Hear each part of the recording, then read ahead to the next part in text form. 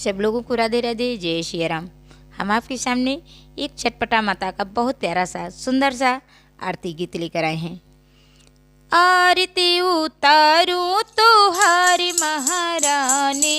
आरती उतारूं तुहारी महारानी,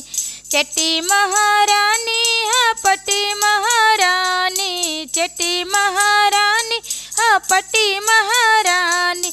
आरती उतारूं तुहारी महारानी, आरती उतारूं तुहारी महारानी, मंगिया के सिंदूराया मरी करो मैया, मंगिया का सिंदूरा मरी करो मैया, चुड़ियाया मरी कई देव महारानी, चुड़ियाया मरी करी देव महारानी, चटी महारानी हाँ पटी महारानी, चटी महारानी हाँ पटी महारानी, आरती उतारूं तुहारी महारानी, आरती उतारूं तुहारी महारानी, अंगों की चुनरी अमरी करो मैया,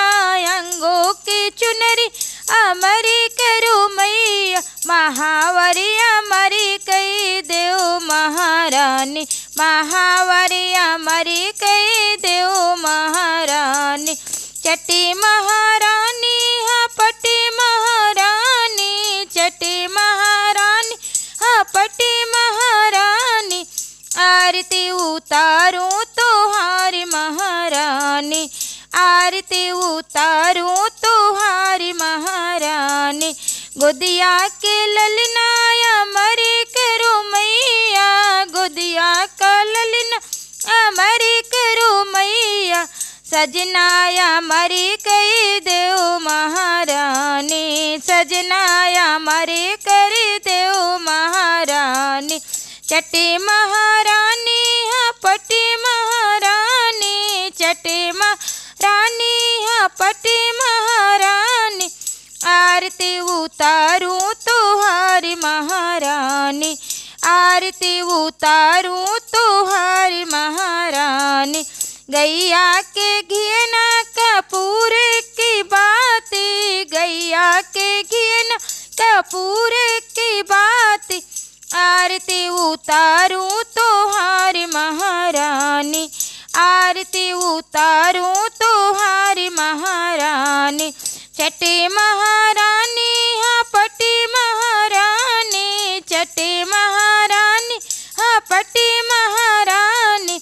आरती उतारूं तुहारी महारानी, आरती उतारूं तुहारी महारानी, पानी खाए लौंग खाए पीछ मारेंगे ना, पानी खाए लौंग खाए पीछ मारेंगे ना, अंगना ललिते हुई जाए महारानी,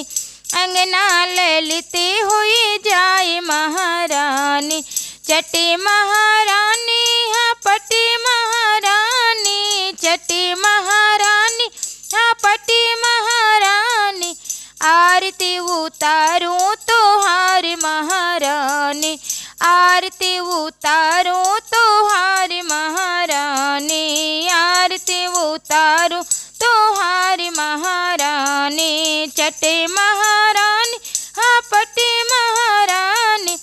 आरती उतारूं